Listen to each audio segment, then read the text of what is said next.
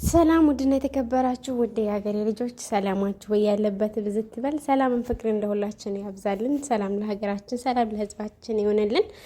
ዛሬ በሚገርም ሁኔታ የመጣ ነው። በዚህ ክፍል ላይ ምን አስተዋለን፣ ምን ተማርን፣ ምን ድርጊቶቹንስ መፈጸምና አለመፈጸም አለብን የሚለውን አብረን እናያለን ማለት ነው። ዳሰስ እናደርጋለን። አብረን እንመልከት፣ አብረን እንይ እና ሀሳብ አስተያየቶቻችንም ደግሞ እንካፈል ማለት ነው። አብረን እንደግ። አንዱ ለአንዱ መሰላል ነው። ስለዚህ አንዳችሁ ለአንዳችሁ መሰላል የሆንን አብሮ ማደግን እንምረጥ ማለት ነው።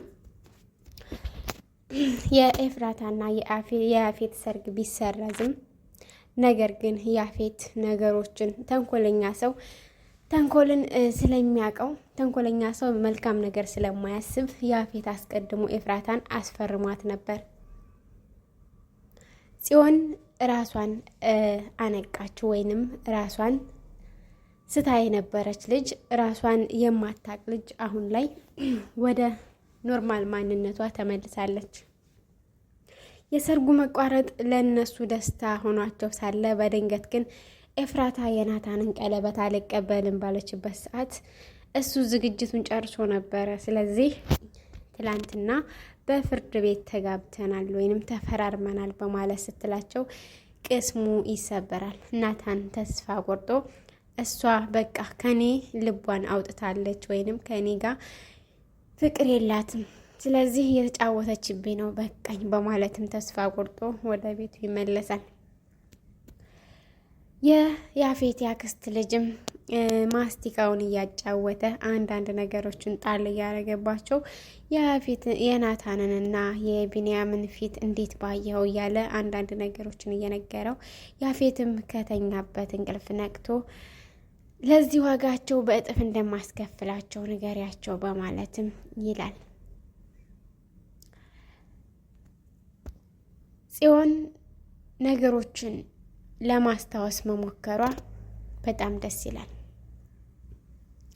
እናት ለዘላለም ትኑር የሚለውን ጥቅስ ይዘን እናት ለልጆቿ ዋጋ መክፈልንና ለልጆቿ መልካም ስነ ምግባርን ማስተማር የእናት ኃላፊነትና ግዴታ ሆኖ ሳለ ገነት ግን ልጆቿን እንዴት አድርጋ እንዳሳደገች በስደትና እንዲሁም በችግር ውስጥ አልፋ እዚህ ደረጃ ላይ ያደረሰች ልጆቿን አሁን ላይ ግን ኤፍራታ እናቴ ብላ እንድትቀበላት በጉጉት በምትጠብቅበት ሰዓት ኤፍራታ በያፌት እጅ ውስጥ በመግባቷና ያፌትን እንደዚህ አድርጋ በመጋባቷ በጣም ተስፋ እንድትቆርጥ አድርጓታል። ወይንም ልጇን መልሳ ለማግኘት በጣም ርቀትን ሄዳለች።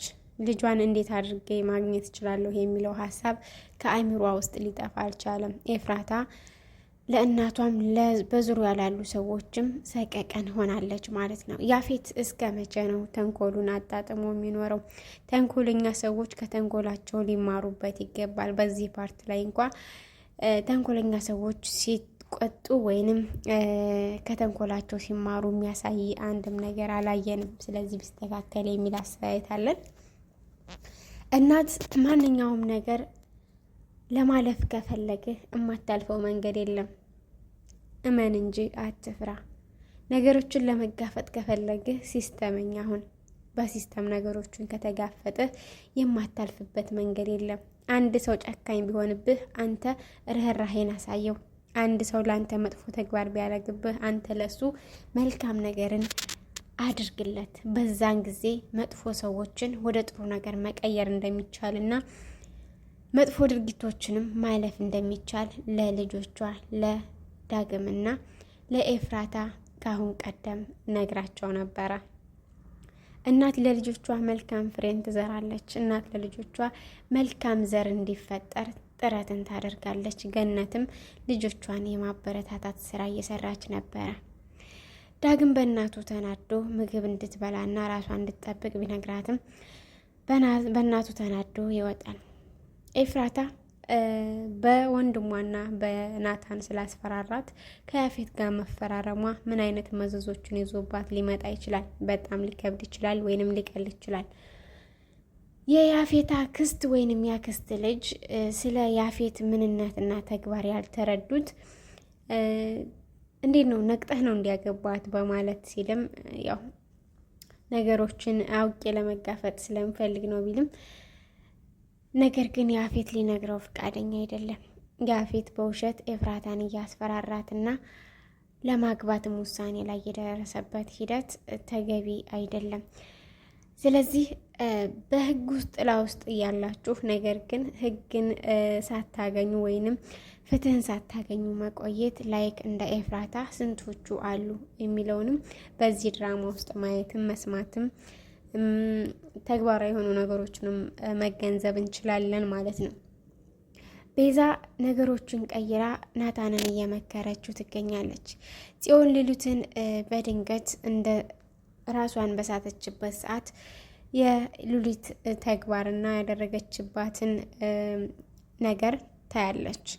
ሉሊትም ጽዮን ላይ በፈጸመችው ነገር ያው እንዳይታወቅባት ስለምትፈራ ትደናገጥና አይ ጸጉሽ ላይ ነፍሳት አይቼ ነበር በማለትም ጠቆም ታረጋትና ተደናብራ እንድትወጣ ታረገታለች። እንዲሁም ደግሞ ህይወት ምስቅልቅሉን እንዳወጣሽ ያንቺንም ህይወት በቅርቡ ምስቅልቅሉን አወጣዋለሁ በማለትም ትዝታለች። ሲሆን ወንድሟ ወደ ሕክምና ሊወስዳት ቢፈልግም ነገር ግን ደህና እንደሆነችና መሄድ እንደማትችል ትነግረዋለች። በድንገት በነጸብራቅ ያዩት ነገር ምን ይሆን? በቀጣይ ክፍል ላይ ማን መጥቶ ይሆን? ያፌት ሊበቀላቸው መጥቶ ነው ወይስ የቤዛ ሀያት መታ ነው ወይስ የኤፍራታ መታ ነው ወይስ ምን ድርጊቶች መጥተው ነው በድንጋጤ አይናቸው ስከክ ብሎ በስተመጨረሻ ሊያልቅበት የቻለው? ይህ የሁላችንም ጥያቄ ነው። የሰርጉ መሰረዝና እንዲሁም ደግሞ የያፌት ተንኮል እንዲሁም ደግሞ የነ ናታንና የነ ቢንያም ድርጊት አዋጭነቱ ምን ላይ ነው? ተግባራዊ አደራረጋቸውስ ስህተት ነው ወይስ ትክክል ነው የሚለውን አብራችሁን እናያየዋለን ወይንም አስተያየት አድርጉበት ማለት ነው። ውድ ተመልካቾቻችን በዚህ ድራማ ላይ ምን ተማራችሁ? ተንኮለኛ ሰዎች ተንኮልን ደራርበው እንደሚጠቀሙና መልካም ሰዎች ደግሞ ለሚወዱት ሰው ተሸውደው ራሳቸውን መስዋዕት እንደሚያደርጉ ነው የሚታየው። ወይንም እናት ልጇን ከመጥፎ ነገሮች ስትከለክል ወይንም ከመጥፎ ድርጊት እንዳይገቡ ትምህርት አዘል ነገሮችን በታሪካዊ መልክ እየነገረቻቸው ልጆቿን ለማጽናናት የምታረግበት መንገድ የገነት ንግግር በጣም ተመችቶኛል። እናት ለዘላለም ትኑር። እናት ስትኖር ሁሉ ነገር ያምርባቸዋል። ችግሮች ቢበዙባቸውም ነገር ግን የመውጣትና ከችግራችሁ የመዳን ሂደቱ አሪፍ ነው ወይንም ሂደቱ ቀለል ያለ ነው ማለት ነው። ስለዚህ የያፌት መጨረሻ ምን ይሆን? የኤፍራታ መጨረሻ ምን ይሆን? ኤፍራታ በስተመጨረሻ ከናታን ልታረግዝ ትችላለች። ነገር ግን ያፌትን እንዴት አድርጋ ልትፋታው ትችላለች? በወንጀሎቹ ዙሪያ ራሱን ወደ ከርቸሌ በሚሰድበት ዙሪያ ያን ጊዜ ነፃ ልትወጣ ትችላለች። ግን ብዙ ወጥመዶች ሊጠብቋት ይችላሉ። ኤፉዬ ፈጣሪ እርዳሽ እያልን እንዲሁም በዚህ ህይወት ላይ የምትሰማሩ ሰዎች በዚህ ህይወት ላይ ያላችሁ ሰዎች የፈጣሪ እገዛ አይለያችሁ። በድራማ ውስጥ በእውነተኛ ገጸ ባህሪ ሊኖር ይችላል ብለን መገመትም ይኖርብናል ማለት ነው። በዚህ ውስጥ ስንቶቻችን አለንበት? ስንቶቹ ሴቶች ካለ ፍላጎታቸው ያገባሉ? ወይንም ለቤተሰብ ወይንም ለምትወዱት ሰው ብላችሁ ምን ያህል መስዋዕትነትን ከፍላችኋል? አንድ ሰው ለሚወደው ሰው ምን ያህል መስዋዕትን ይከፍላል? ላይክ እንደ ኤፍራታ ማለት ነው። ኤፍራታ ለቤተሰቧና ለፍቅረኛዋ ስትል መስዋዕት እየከፈለች ትገኛለች ማለት ነው። እና ውድና ተመልካቾቻችን በምናያቸው ድራማዎች መጥፎ ነገሮችን ብቻ ሳይሆን መልካም ነገርን እየሰነቅን እየተማርንበት ብንጓዝ የተሻለ ነው ማለት ነው።